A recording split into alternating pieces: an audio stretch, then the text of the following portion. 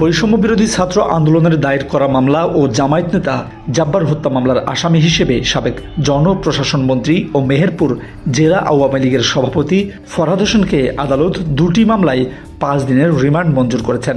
দুপুরে সাবেক মন্ত্রী ফরহাদ হোসেন সহ আসামিদের কারাগারে নেওয়ার সময় আদালত চত্বরে ডিম নিক্ষেপ করেন বৈষম্য বিরোধী ছাত্ররা।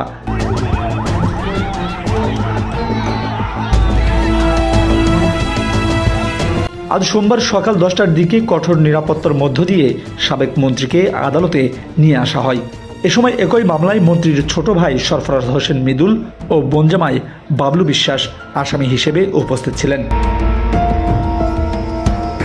জামায়াত নেতা জাব্বার হত্যা ও বৈষম্য বিরোধী ছাত্র আন্দোলনের মামলায় জিজ্ঞাসাবাদের জন্য রাষ্ট্রপক্ষের আইনজীবী পিপি আবু সালে মোহাম্মদ নাসিম আসামিদের 7 দিনের রিমান্ড আবেদন করেন।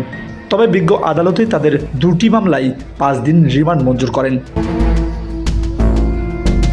বৈষম্য বিরোধী ছাত্র আন্দোলনের মামলায় 3 দিন ও জামায়াত নেতা জাব্বার হত্যা মামলায় 2 দিন রিমান্ড দেওয়া হয়। সকালে Meherpur senior judicial magistrate Begum Sharmin Nahar এই আদেশ দেন।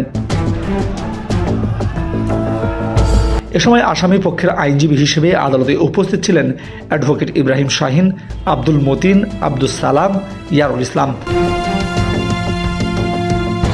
বেলা 11টার দিকে তাদেরকে আদালতে তোলা হয়।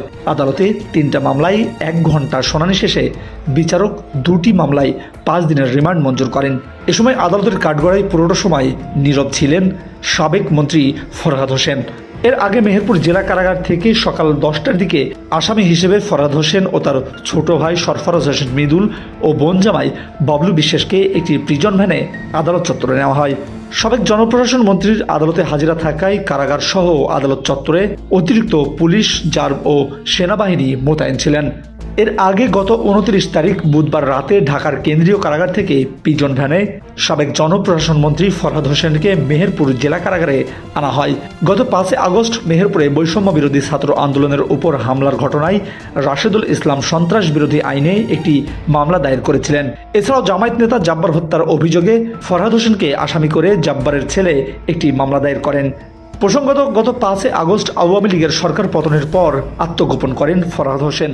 গত 14 সেপ্টেম্বর রাতে রাজধানীর ইস্কাটন এলাকা থেকে হত্যা মামলায় তাকে আটক করেছিলেন র্যাব। তার নামে রাজধানী ঢাকাতে বেশ কয়েকটি হত্যা মামলা রয়েছে।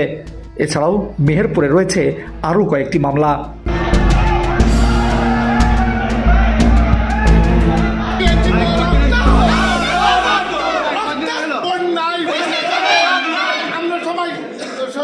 সমন্বয় সেনা